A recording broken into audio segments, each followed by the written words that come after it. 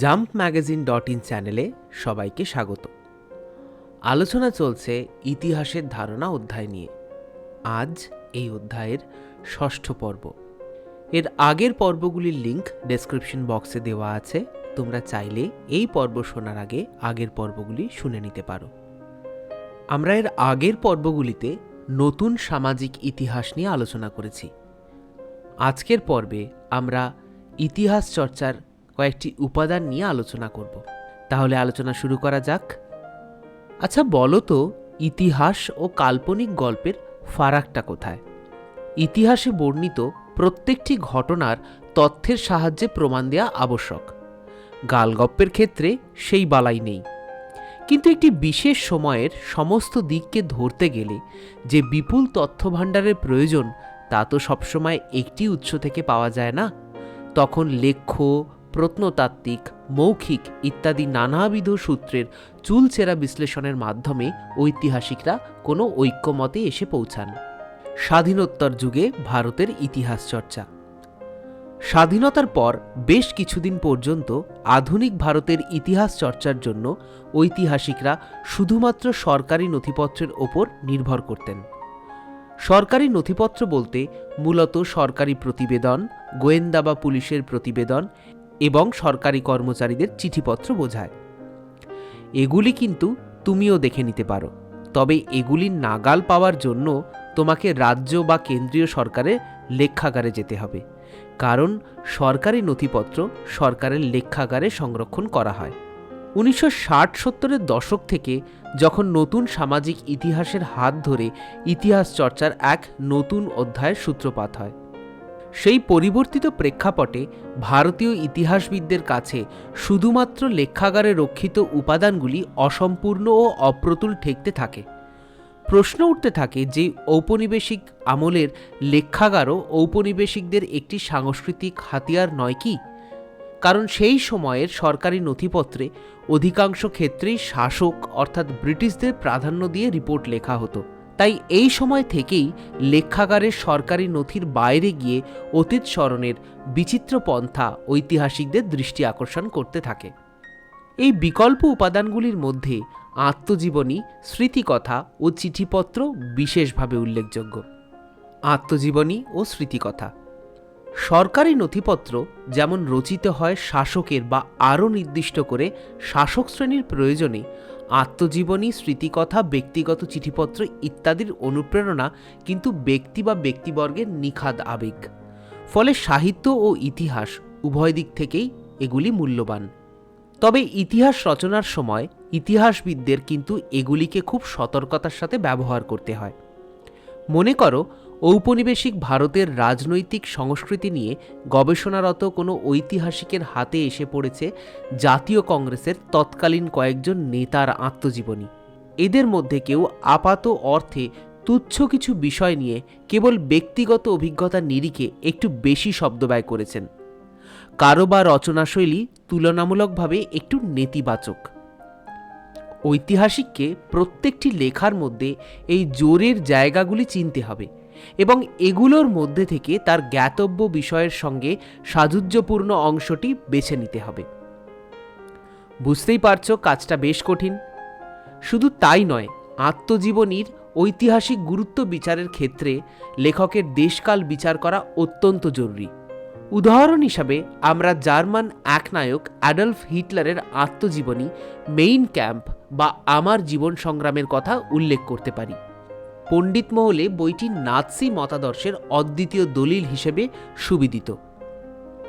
কিন্তু এই বইতে তিনি তৃতীয় রাইখ গঠনের যে ইচ্ছা প্রকাশ করেছেন, তার সঙ্গে দ্বিতীয় বিশ্বযুদ্ধের প্রাক্কালে জার্মানির ফুয়েরার বা দেশের প্রধান হিসাবে তার আগ্রাসী বৈদেশিক নীতির সম্পর্ক খুঁজতে না যাওয়াই শ্রেয়। এর কারণ, এই গ্রন্থ রচনা ও বিশ্বযুদ্ধের মধ্যে সময়ের ব্যবধান প্রায় 20 বছর। আবার হিটলারের জার্মান রাষ্ট্রনায়ক হিসাবে গৃহীত অনেক সিদ্ধান্তই মেইন ক্যাম্পের বক্তব্যের পরিপন্থী, যেমন ইহুদি অধ্যুষিত রাশিয়ার সঙ্গে স্বাক্ষরিত 1939 সালের গোপন সন্ধি। সুতরাং স্পষ্ট বোঝা যাচ্ছে যে আত্মজীবনীতে লিখিত সকল তথ্য কিন্তু অন্ধভাবে ইতিহাসে ব্যবহার করলে চলবে না। আমরা আবার ভারতে ফিরে আসি। আবার কংগ্রেস পূর্ববর্তী সময়ে বাংলাদেশের জাতীয়তাবাদী চেতনার যে উন্মেষ ঘটেছিল তার ইতিহাস স্বাধীনতা সংগ্রামী বিপিনচন্দ্র পালের আত্মজীবনী ৭০ বৎসরে আলোচিত হয়েছে। এখানে বিপিনচন্দ্রের রাজনৈতিক জীবনের প্রথম ২২ বছরের একটি চিত্র পাওয়া যায়। তবে ১৮৮৫ সালে কংগ্রেস প্রতিষ্ঠা হওয়ার পর উপনিবেশ বিরোধী রাজনীতিতে পট পরিবর্তন ও তাতে বিপিনচন্দ্রের ভূমিকার ইতিহাস আবার এই বইতে মিলবে না। রক্তক্ষয়ী হিংসার ঊর্ধ্বে রাজনৈতিক ইতিহাস যে চেতনার বিবর্তনের ইতিহাসও বটে, এই বই পড়লে তা বোঝা যায়। আসলে প্রাতিষ্ঠানিক রাজনীতির বাইরে সমাজের বিভিন্ন অংশের মধ্যেও কিন্তু এক ধরনের রাজনীতি বিদ্যমান থাকে, যেমন উচ্চবিত্ত, নিম্নবিত্ত, বর্ণ হিন্দু, দলিত, নারী, পুরুষ ইত্যাদি।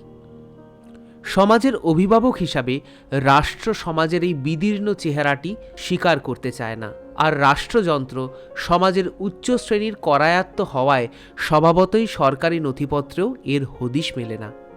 তবে সমাজের এই অবহেলিত অংশের কাছে স্মৃতিচারণ অনেক সময় রাজনৈতিক হাতিয়ার হয়ে উঠতে পারে। নারী ইতিহাস চর্চায় আত্মজীবনী ও স্মৃতিকথার গুরুত্ব।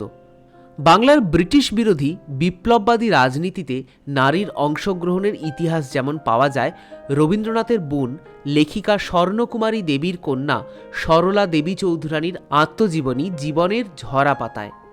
তিনি সমকালীন বাঙালি তরুণদের বিপ্লবী জাতীয়তাবাদের প্রতি আকৃষ্ট করতে বীরাষ্টমী উৎসব, প্রতাপাদিত্য উৎসব এবং উদয়াদিত্য উৎসব চালু করেছিলেন। সমসাময়িক সমাজ ও রাজনীতিতে নারী ও পুরুষের অধিকারের ব্যবধান সম্পর্কে তার সচেতনতাও এই আত্মকথনে প্রকাশিত হয়েছে। নারীদের আত্মজীবনীর প্রতি আগ্রহ থাকলে রাসসুন্দরী দাসীর আমার জীবন বইটিও পড়ে দেখতে পারো। এটি প্রথম বাংলা ভাষায় লেখা কোনো নারীর আত্মজীবনী। তোমাদের তো লেখাপড়া নিয়ে অনেক অভিযোগ, কিন্তু ঊনবিংশ শতকে ঘরের মেয়েদের লেখাপড়া শেখা নিয়েই অনেকের আপত্তি ছিল। রাসসুন্দরী দেবী সেই যুগে লুকিয়ে লুকিয়ে ছেলের স্লেটে বা উনুনের কাঠ কয়লা দিয়ে রান্নাঘরের কোণে লিখে লিখে লেখাপড়া শিখেছিলেন। ভাবতে পারো? প্রকৃত ইতিহাস রচনায় স্মৃতিকথার ভূমিকা। কখনো কখনো স্মৃতিকথা থেকে প্রকৃত ইতিহাস রচনা কঠিন হয়ে যায়, বিশেষ করে সেই স্মৃতিকথা যখন হয় সামাজিক রাজনৈতিক অস্থিরতার শিকার কোনো মানুষের। এই প্রসঙ্গে রবীন্দ্রনাথ ঠাকুরের স্মৃতিকথা জীবন স্মৃতির প্রথম দুটি লাইন উল্লেখ করা যায়।